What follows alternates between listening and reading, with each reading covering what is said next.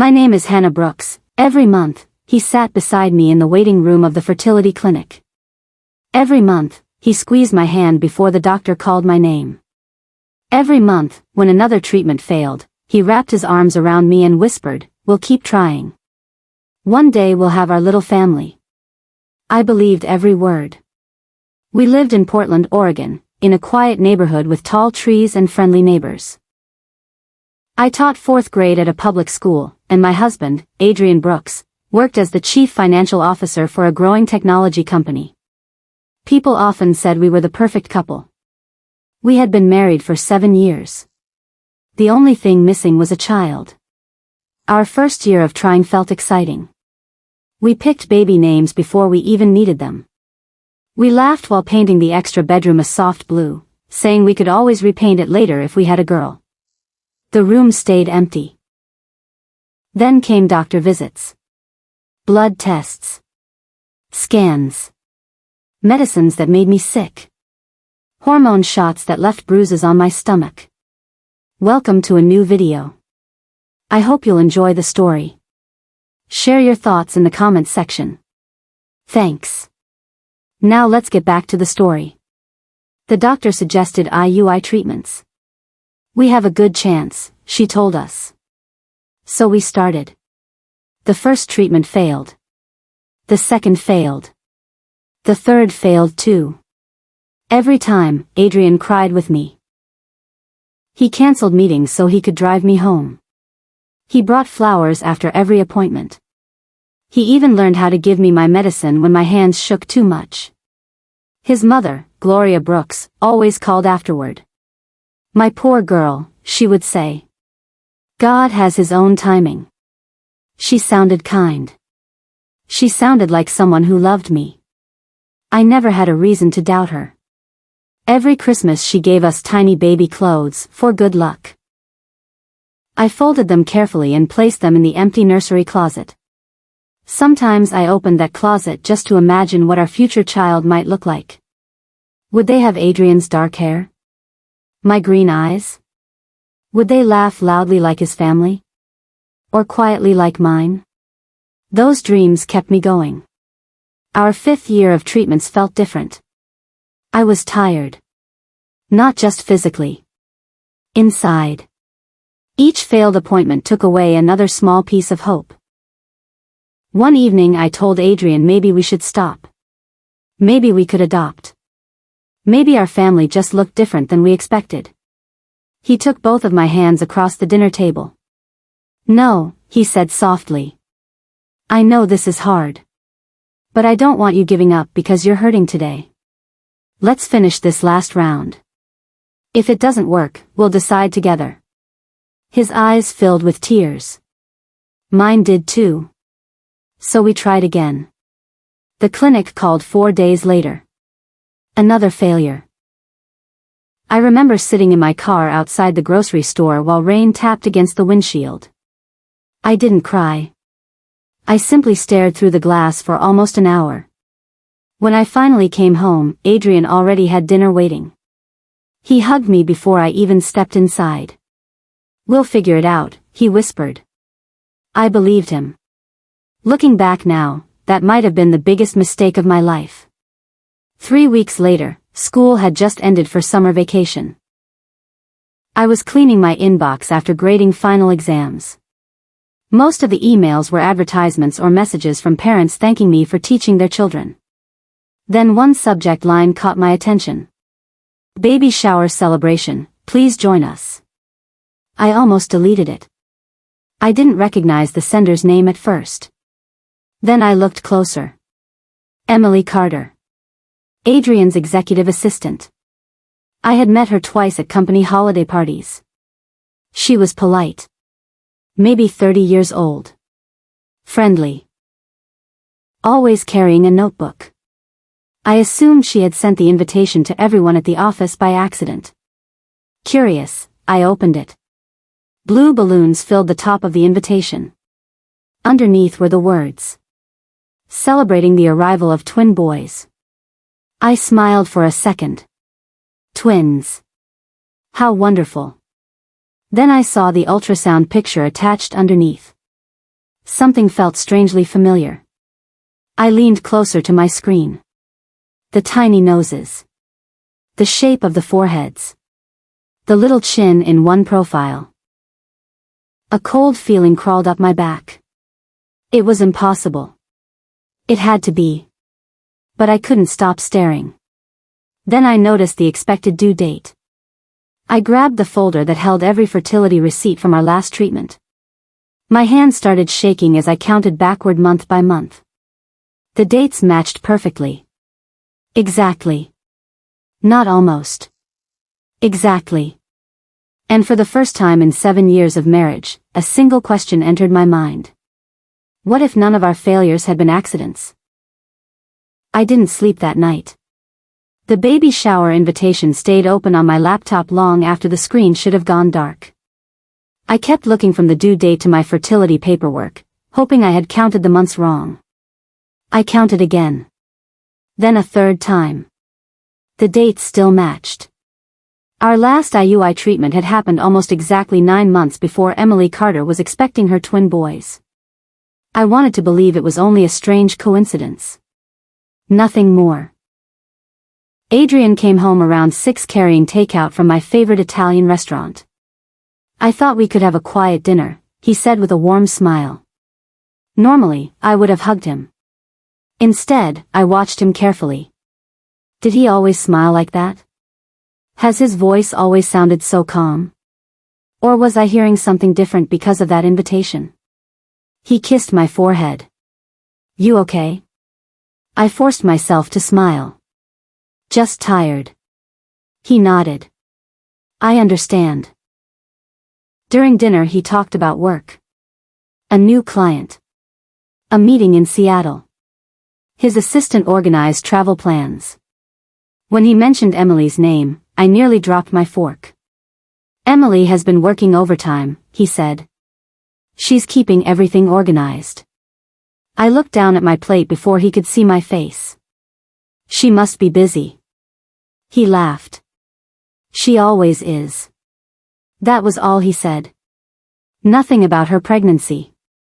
Nothing about twins. Nothing. Later that night, after Adrian fell asleep, I quietly picked up his phone from the nightstand.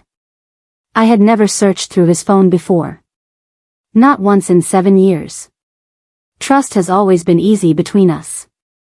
His phone unlocked with the same birthday code he had used for years. There were hundreds of work messages. Most looked normal.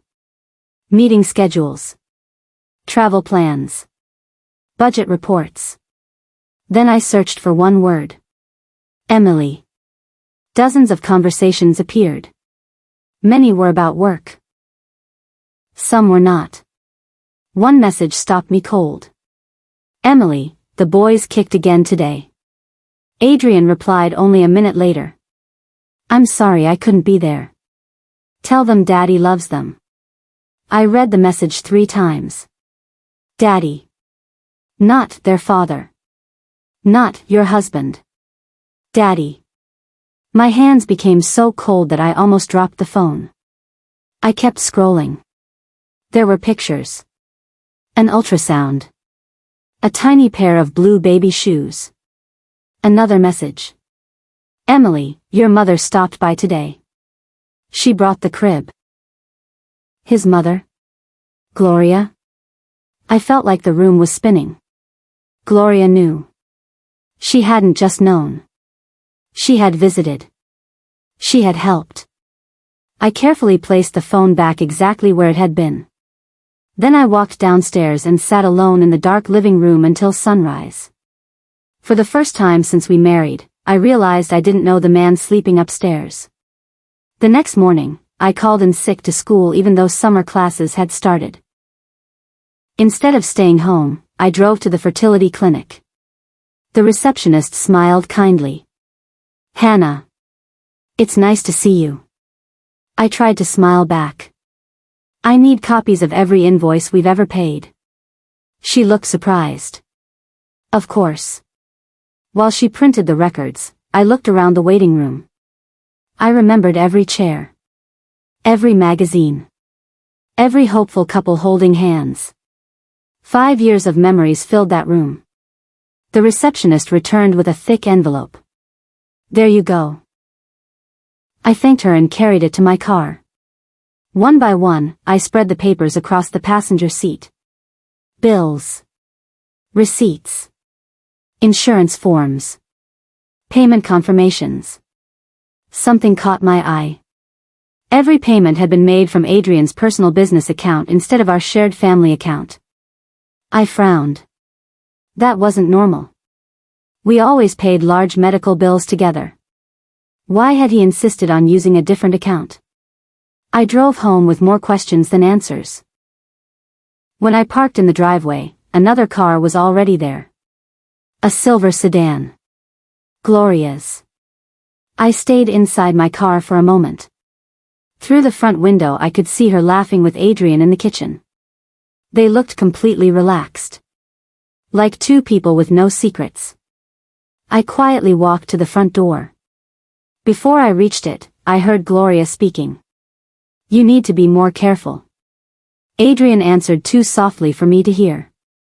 Then Gloria spoke again. "Hannah is smart. If she starts asking questions, everything could fall apart." My heart pounded so loudly I thought they might hear it. I stepped back before either of them could open the door. I wasn't ready. Not yet. I drove away without letting them know I had been there. An hour later, I parked outside the office of a family lawyer my friend had recommended years ago. I sat in the waiting room holding the envelope from the fertility clinic. When the lawyer invited me inside, I placed the papers on his desk. "I don't know exactly what's happening," I admitted. "But I think my husband has been lying to me for years." He listened without interrupting. When I finished, he folded his hands. "I'll need evidence before we make any decisions." "I know. Can you get it?" I thought about the text messages. The baby shower invitation. Gloria's warning. Then I remembered one sentence that still echoed in my mind. "Tell them Daddy loves them." I looked the lawyer in the eyes. "Yes," I said quietly. "I think I can." The lawyer's name was Rachel Kim, and she didn't rush me. She listened carefully while I explained everything I knew. The baby shower invitation. The text messages. The strange payment records. The conversation I had overheard outside my own house. When I finished, she leaned back in her chair. "Hannah, something is clearly wrong," she said. "But courts don't work with guesses. They work with facts." "I understand. If your husband has another family, we need proof." "What kind of proof?" She took out a notepad. "Financial records. Emails. Messages. Travel records. Anything that shows he planned this and hid it from you." Then she looked directly at me. "And one more thing." "What?" "Don't let him know you're suspicious." I nodded. That part would be the hardest. When I returned home that afternoon, Adrian greeted me with the same gentle smile he always wore. "Feeling better?" "A little." "I'm glad." He wrapped his arms around me. For a second, I almost cried. Not because I wanted to stay with him. Because I realized his hugs no longer felt safe. That evening, he told me he had another business trip the following week. "Only 2 days," he said. "I'll miss you." "I'll miss you too." The words came out automatically. Inside, I wondered where he was really going. The next morning, Adrian left early for work. As soon as his car disappeared around the corner, I opened my laptop. I logged into our shared cloud storage. Most of the folders contained ordinary family documents. Insurance papers. House records. Vacation photos. Then I noticed one folder I had never seen before. It was named simply Projects. Inside were dozens of spreadsheets from Adrian's office. One file caught my attention. Private expenses. I opened it. At first, everything looked like business costs. Hotels. flights, restaurant bills, office supplies. But then I noticed several monthly payments made to the same apartment building. Every payment was exactly the same amount. Every month. For nearly 4 years. I copied the address onto a piece of paper. I had never heard of it. The address wasn't anywhere near Adrian's office. Why would he be paying rent there? I called Rachel. I found something. Don't visit alone, she warned. I won't. But after hanging up, curiosity became stronger than good judgment. An hour later, I found myself parked across the street from the apartment building. It was clean. Quiet. Children played on a small playground nearby. Nothing seemed unusual. I stayed inside my car. About 20 minutes later, a black SUV pulled into the parking lot. Adrian stepped out. My heart stopped. He wasn't wearing a business suit anymore. He had changed into jeans and a blue sweater. Then Emily came out of the building. She smiled the moment she saw him. He smiled back. She looked very pregnant now. He gently took 2 grocery bags from her hands before she could carry them. Then something happened that broke my heart. He placed one hand on her stomach. She laughed. He kissed her forehead. Not quickly. Not awkwardly. Comfortably. Like they had done it hundreds of times before. I reached for my phone and quietly recorded everything from inside my car. A few minutes later, they disappeared into the building together. I couldn't breathe. I had spent 5 years believing my husband was grieving with me. Now I was watching him build a family with someone else. After nearly an hour, I finally drove away. I didn't remember the drive home. Everything felt blurry. That evening, Adrian returned carrying flowers. They reminded me of you, he said. White lilies. My favorites. I thanked him. I even put them in a vase. While he showered upstairs, I stared at the flowers. For years, little gifts like these had made me feel loved. Now they felt like apologies for lies I didn't even know about yet. The next day, Rachel reviewed the video I had taken. This helps, she said. But something still doesn't make sense. I know. If this started only as an affair, why is his mother involved? That question had been bothering me too. Gloria wasn't simply protecting her son. She seemed connected from the beginning. Almost like she expected all of this. Rachel folded her hands. I think we're missing the first chapter of this story. What do you mean? I think whatever happened started before Emily became pregnant. That thought stayed with me all day. Before Emily. Before the apartment. Maybe even before our fertility treatments. That night, while Adrian slept beside me, his phone buzzed once on the nightstand. The screen lit up. A preview of the message appeared before it locked again. It wasn't from Emily. It was from Gloria. Only one sentence. She knows more than she should. We may have to tell her the original agreement. I stared at those words until the screen went black. Original agreement? What agreement? And why did it sound like my entire marriage had been built on it? I didn't move. I simply stared at the dark phone screen until my own reflection looked back at me. She knows more than she should. We may have to tell her the original agreement. Those words echoed inside my head. Original agreement. Not a mistake. Not an accident. Agreement. That meant people had made a decision together. A decision that somehow included my life. The next morning, Adrian left before sunrise for what he called a business meeting. As soon as I heard the garage door close, I called Rachel. I found another message. I read every word to her. She was quiet for several seconds. Finally, she said, "Hannah, don't confront anyone yet." I wasn't planning to. I think we're getting close to something much bigger than an affair. I think so too. I want you to gather every document you can find from before your wedding. Financial papers, emails, letters, anything. Before the wedding? Yes.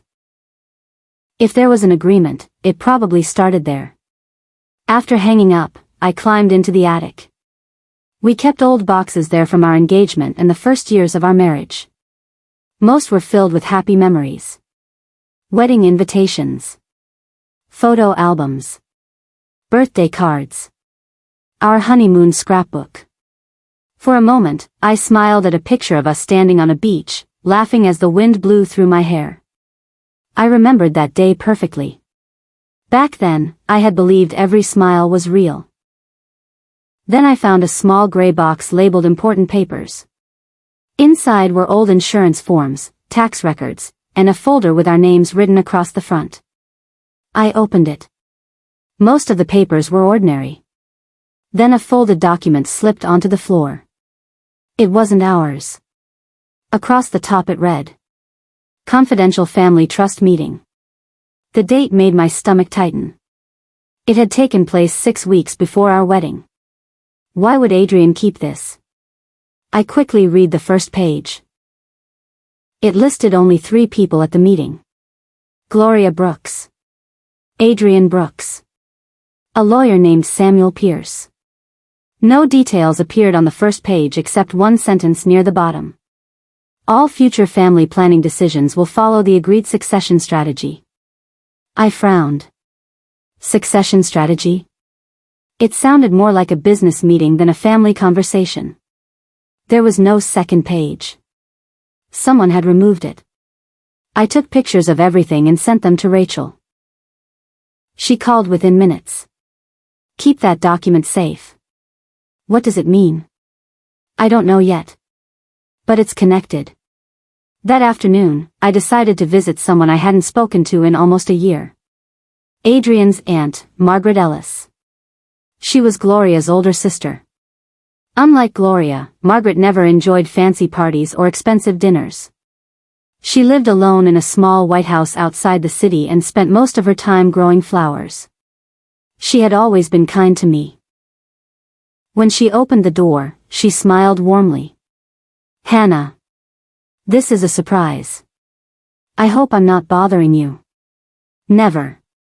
She invited me inside and poured fresh lemonade. For a while we talked about simple things. Her garden. My students. The warm summer weather. Then I carefully asked, "Can I ask you something about Gloria?" Margaret's smile faded just a little. "What about her? Did she ever worry about grandchildren?" Margaret looked out the kitchen window before answering. "Your mother-in-law always believed the Brooks family name had to continue.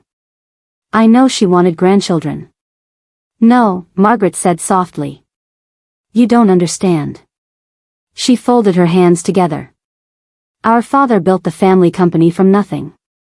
I've heard that story. Gloria treated it like a royal family." I looked at her, confused. "What do you mean?" She believed there always had to be another Brooks child ready to inherit everything. But adoption would still be family. Margaret slowly shook her head. "Not to Gloria." A chill ran through me. She used to say blood was everything. I remembered every Christmas gift. The tiny baby clothes. Her constant questions. Her disappointment after every failed treatment. Maybe she hadn't simply wanted grandchildren. Maybe she wanted something much more specific. Before I left, Margaret touched my arm. "Hannah." "Yes?" "I love my sister." "I know. But she has always believed that the family's future mattered more than people's feelings." The drive home felt much longer than usual. That evening, I spread every document across the dining room table. The clinic bills. The apartment payments. The trust meeting paper.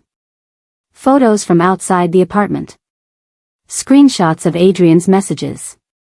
Each piece fits together like part of a puzzle. But one piece was still missing. Why marry me?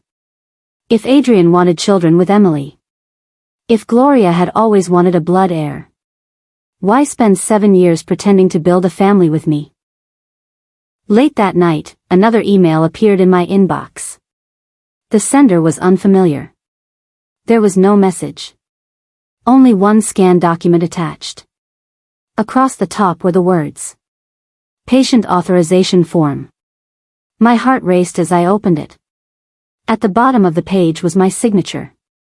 Except, I had never signed it. Someone had written my name. And the date on the form was 3 months before my wedding. I read the document 3 times before I could believe what I was seeing. My name was there. My address was correct. Even my birthday was right. But the signature at the bottom wasn't mine. It looked close enough to fool someone who didn't know me. But I knew every curve of my own handwriting. I had never signed that paper. My hands began to shake. The title at the top read, "Patient Authorization for Reproductive Treatment Records." The form gave permission for someone else to receive private information about my fertility care. According to the date, it had supposedly been signed 3 months before Adrian and I were married. That was impossible. At that time, we hadn't even started trying for a baby. I immediately called Rachel. "I think someone forged my signature." "Email it to me right now," she said. Within 2 minutes, the document was in her inbox.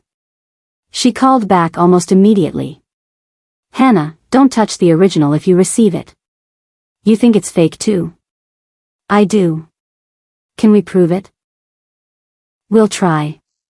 She paused before adding, "If this document was used, someone may have had access to your medical records without your permission." A cold feeling settled in my stomach. That meant someone could have known every test result. Every appointment. Every treatment. Every failure. Not because I told them. Because they were secretly watching. Rachel contacted a handwriting expert she trusted. While she handled that, she asked me to focus on another question. "Who sent you the document?" The email address was strange. It wasn't a person's name. It was just a string of letters and numbers. I replied with a simple message. "Who are you?" Hours passed. Nothing came back. That afternoon, Adrian called from work. "I might be late tonight." "Big meeting?" "Yeah." His voice sounded relaxed. Almost cheerful. "I'll bring dinner home." "That sounds nice." After hanging up, I realized something. For the first time in our marriage, every conversation between us felt like a play. He acted like a loving husband. I acted like a trusting wife. Neither role was real anymore. Later that evening, Rachel called again. "I found something." "What is it?" "The authorization form lists a doctor's office that stopped operating 2 years ago." So I called the hospital that took over their records. My heart began racing. They have no record of ever creating that form. I closed my eyes. It was completely fake. Yes. And someone made it look official. That wasn't good news. It meant whoever planned this had been careful. Very careful. The next morning, I decided to visit the fertility clinic one more time. This time, I asked to speak with the clinic manager instead of the receptionist. Her name was Linda Harper, and she welcomed me into her office. "What can I do for you today?" I placed the copied authorization form on her desk. "Have you ever seen this?" She adjusted her glasses and studied them carefully. After a minute, her expression changed. "This isn't one of our forms." "It isn't?" "No." She pointed to the logo. "We changed our logo years before this date." I hadn't even noticed. The logo was slightly different. Small enough that most people would never see it. "But there's something else," Linda said quietly. She opened my electronic file on her computer. "I want to check something." She clicked through several pages. Then she frowned. "That's strange." "What?" "There were several requests to access your records." "I never requested them." I know. She looked confused. They were approved because someone submitted signed authorization forms. My mouth went dry. How many? Linda counted. 8. 8. Someone had secretly requested information about my treatments 8 different times. Do you know who received them? She shook her head. The old system doesn't show the final recipient. I thanked her and walked back to my car. The folder beside me felt heavier than ever. Every answer created 2 new questions. As I started the engine, my phone buzzed. A new email. This time, there was a short message. I'm sorry. I couldn't stay quiet anymore. Meet me tomorrow at 10 a.m. Riverside Park.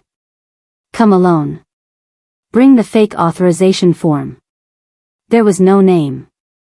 Only one attachment. I opened it.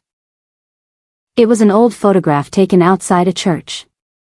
The date stamp showed it had been taken the day of my wedding. I smiled in my white dress. Adrian stood beside me. Behind us, smiling at the camera, stood Gloria. And just a few feet away, was Emily. Not as a guest. Not as someone passing by. She was wearing a matching bridesmaid's dress. Somehow, after 7 years of marriage, I had just discovered that my husband's assistant had been standing beside us on the happiest day of my life. I stared at the wedding photo until my eyes hurt. Emily wasn't standing in the back by accident. She wasn't a stranger. She wasn't someone Adrian had met years after we were married. She had been there from the very beginning. My hands tightened around my phone. How had I never noticed her? Then I remembered. Our wedding had almost 100 guests. I couldn't remember every face. At the time, Adrian had introduced many people from work. I smiled, thanked them for coming, and moved on. Emily had simply been one more smiling face. Now that smile meant something completely different. The next morning, I arrived at Riverside Park 20 minutes early. Rachel had wanted to come with me. I understood why. But the email had clearly said to come alone. The park was quiet. Children laughed on the playground. A man walked his dog along the river. Everything looked peaceful. At exactly 10 o'clock, an older woman slowly walked toward my bench. She looked to be around 65 years old. Gray hair. Simple blue jacket. Kind eyes. She stopped a few feet away. Hannah? Yes. My name is Patricia Nolan. I don't think we've met. We haven't. She sat beside me and took a deep breath. I worked for the Brooks family for nearly 20 years. My heart skipped. What did you do? I was Gloria's personal assistant before I retired. She looked nervous. I should have spoken years ago. I quietly placed the fake authorization form between us. Did you send this? She nodded. Yes. Why? Because I couldn't keep carrying this secret. For several moments, neither of us spoke. Finally, Patricia began. About 8 years ago, before your wedding, Gloria called a private meeting. Who was there? Gloria. Adrian. Emily. Their family lawyer. And me. My chest tightened. What was the meeting about? Patricia lowered her eyes. Gloria believed the Brooks family fortune should only pass to a blood grandchild. I remembered what Aunt Margaret had told me. Blood was everything. So she made a plan? Patricia nodded slowly. She already knew you had a medical condition that might make pregnancy difficult. I frowned. How could she know that? I didn't even know. You had mentioned irregular medical tests while you and Gloria were shopping together. She became curious. I searched my memory. Years ago, before the wedding, I had canceled lunch with Gloria because of a doctor's appointment. I had simply said the doctor wanted to check a hormone problem. Nothing more. Gloria hired someone to learn more. I stared at Patricia. She investigated my private medical records? Patricia nodded with tears in her eyes. I begged her to stop. Everything inside me went cold. Patricia continued. When she learned you might have trouble getting pregnant, she became afraid. Afraid of what? That Adrian would never have a biological child. I couldn't believe what I was hearing. So she chose Emily? Not immediately. Patricia shook her head. Emily had worked for the family company for years. Gloria trusted her. She believed Emily would agree to help protect the family. Help? Patricia looked sick. At first, the plan wasn't for Adrian to have another relationship. What? The original idea was to use IVF with donated embryos from Adrian. I frowned. Without telling me? Yes. I couldn't even speak. But the doctors refused. Why? They said everything required informed consent from both husband and wife. So the plan failed. Patricia looked at the river. It should have. She hesitated before continuing. But then, Adrian and Emily became close. How close? They started spending more time together during business trips. She sighed. Eventually, they didn't need Gloria's original plan anymore. I already knew the answer. They had an affair. Patricia slowly nodded. Yes. Neither of us spoke for almost a minute. The sound of birds filled the silence. Finally I asked the question that mattered most. The fertility treatments. Patricia's face filled with sadness. They were real. I blinked. What? Your treatments were real. The doctors were honest. I frowned. Then what was the lie? Patricia reached into her purse. She handed me a sealed envelope. Gloria secretly paid investigators to receive updates about every appointment. I looked inside. There were copies of emails, clinic schedules, billing notices, private medical summaries. Someone had been watching every step of my treatment. Every month. Every failure. They weren't making the treatments fail, Patricia whispered. They simply knew exactly when hope was fading. A tear rolled down my cheek. So while I believed Adrian was trying to build a family with me, Patricia finished the sentence. He was building one somewhere else. Before leaving, she gently touched my hand. There's one last thing you need to know. I looked up. The twins weren't the first pregnancy. My heart stopped. What do you mean? Patricia's voice almost disappeared. Emily was pregnant once before. I could barely breathe. What happened? Patricia closed her eyes. Ask Gloria. Then she stood, walked away, and disappeared into the crowd, leaving me holding the envelope, and wondering what terrible secret had been hidden even before the twins. I sat on the park bench long after Patricia walked away. The envelope rested in my lap, but I couldn't bring myself to open it.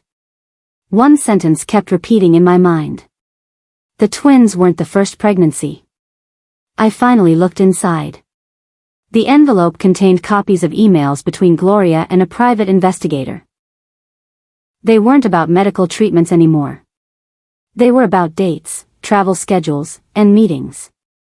One email caught my attention. Emily lost the pregnancy at 11 weeks. Adrian is devastated. We will try again when the timing is better. Hannah must never know. I felt the air leave my lungs. While I had been crying over another failed IUI treatment, Adrian had been grieving another pregnancy with someone else. My sadness had been real. His tears had been real too. But they had not been for the same reason. I drove straight to Rachel's office. She read every document without saying a word. When she finished, she carefully closed the folder. Hannah, she said quietly, I think we have enough. For a divorce? She nodded. And possibly more. What do you mean? If someone illegally obtained your medical records or forged documents, There may be legal consequences beyond the divorce. For the first time in weeks, I felt something other than heartbreak. I felt calm. Not happy. Not angry. Just calm. The truth was finally complete. Rachel and I spent the next several hours organizing everything in order. The fake authorization forms. The text messages. The apartment payments. The photographs. The emails Patricia had given me. The trust document. When everything was arranged, it told one clear story. No single paper proved everything. Together, they did. Rachel smiled gently. You've been stronger than you realize. I didn't feel strong. Most people think strength means shouting. She shook her head. Sometimes strength means staying quiet until you know the truth.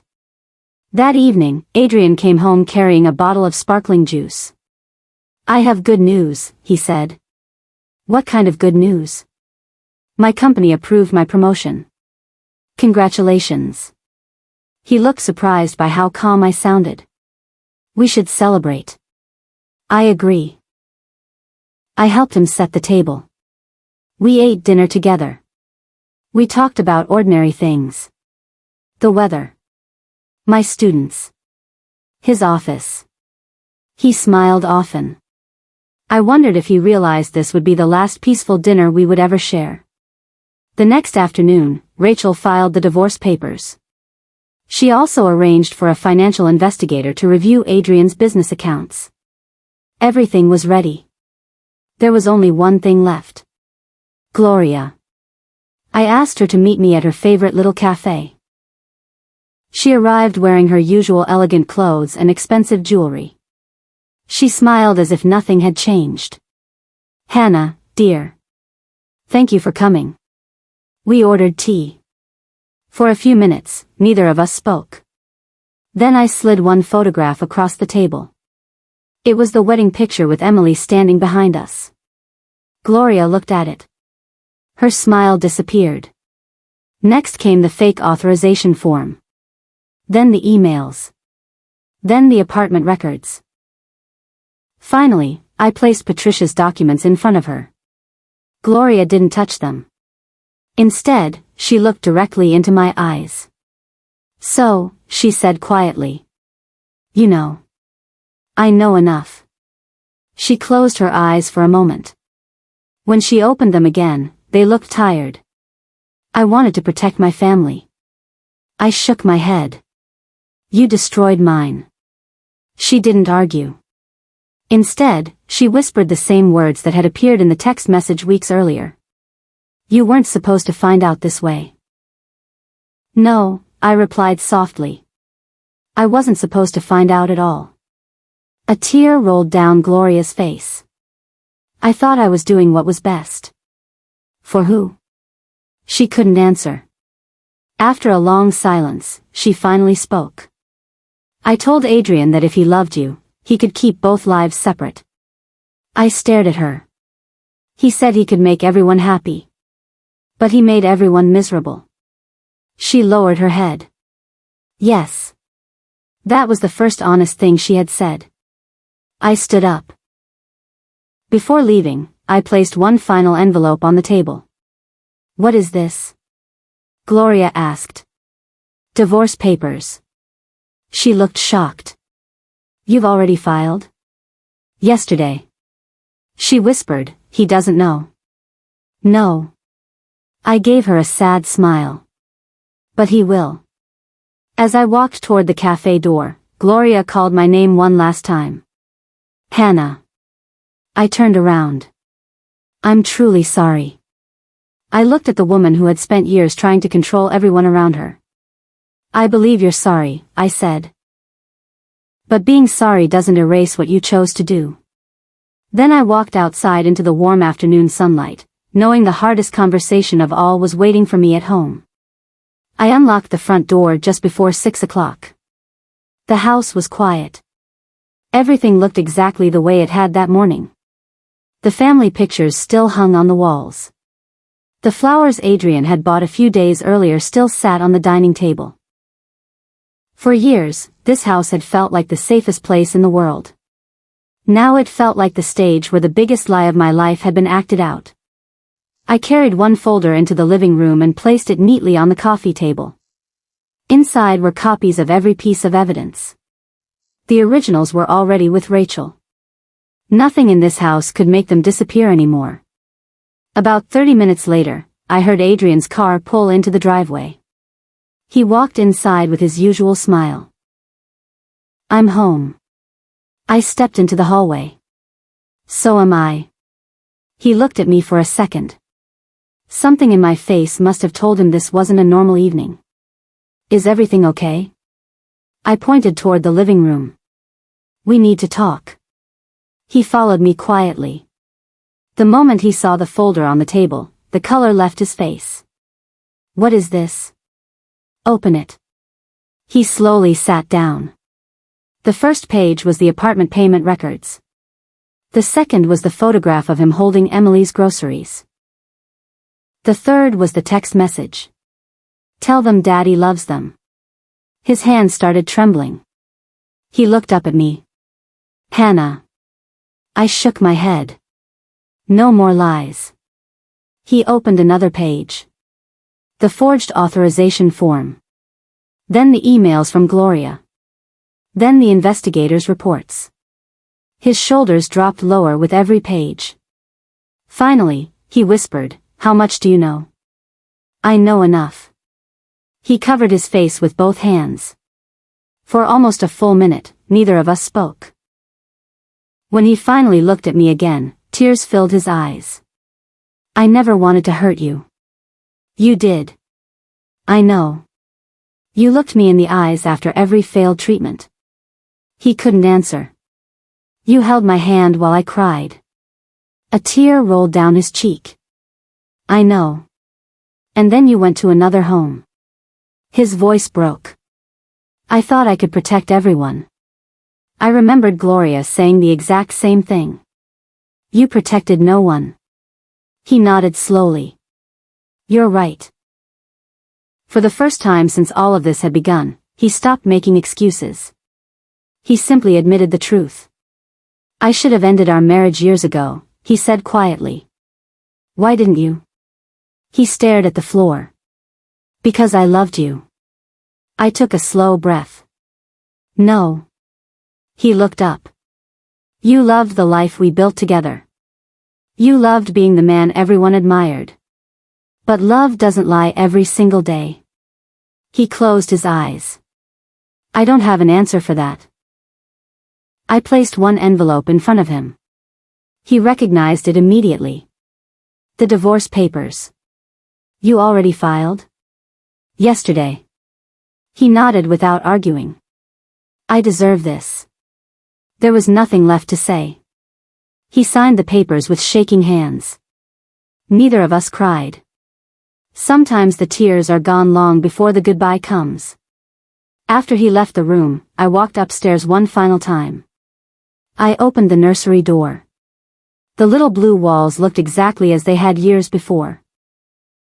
Inside the closet were the tiny baby clothes Gloria had given us every Christmas. I gently picked up the smallest pair of socks. For years, they had represented hope.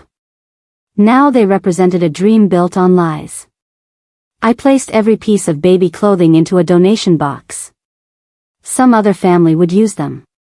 Some other child would laugh while wearing them. That thought made me smile for the first time in weeks. 3 months later, the divorce was finalized. The court also ordered a full investigation into the forged medical documents and the illegal access to my private records. I left those matters in the hands of the law. I no longer wanted revenge. I wanted peace. A few weeks after everything ended, Aunt Margaret invited me to her house. We spent the afternoon planting flowers together. As we finished, she handed me a small sunflower seedling. "These are stronger than people think," she said. "They grow toward the light, even after storms." I planted it in my own front yard the next morning. Every day after that, I watched it grow a little taller. It reminded me of something important. The hardest part of my story wasn't discovering the truth. The hardest part was believing that my future could still be beautiful after it. 1 year later, I adopted a cheerful golden retriever from a local animal shelter. He followed me everywhere and greeted every morning as if it were the best day of his life. Watching him run across the yard beside the tall sunflower, I realized something simple. Family isn't built by secrets. It isn't protected by lies. And it isn't measured only by blood. A real family is built with honesty, kindness, and trust. Those things had been taken from me once. But this time, I would choose them for myself. Before you go, I want to ask you something. If you were Hannah, after discovering that the person you trusted most had been living a second life while standing beside you through every heartbreak, would you have forgiven Adrian? Or would you have walked away the moment you learned the truth, just as Hannah did? And if you were Gloria, believing you were protecting your family's future, would you have made the same choices? Or would you have realized that no family can be built on lies, no matter how good the reason seems? I'd love to hear your thoughts in the comments. I read as many of them as I can, and your perspective always makes these stories even more meaningful. If this story touched your heart, please like this video and subscribe for more emotional family dramas filled with love, betrayal, hidden secrets, powerful justice, and unforgettable endings. Thank you so much for watching. And remember, real love isn't proven by promises or appearances. It's proven by honesty, loyalty, and the courage to tell the truth, even when the truth is difficult. Until next time, take care of yourselves, and never ignore the quiet voice inside you when something doesn't feel right.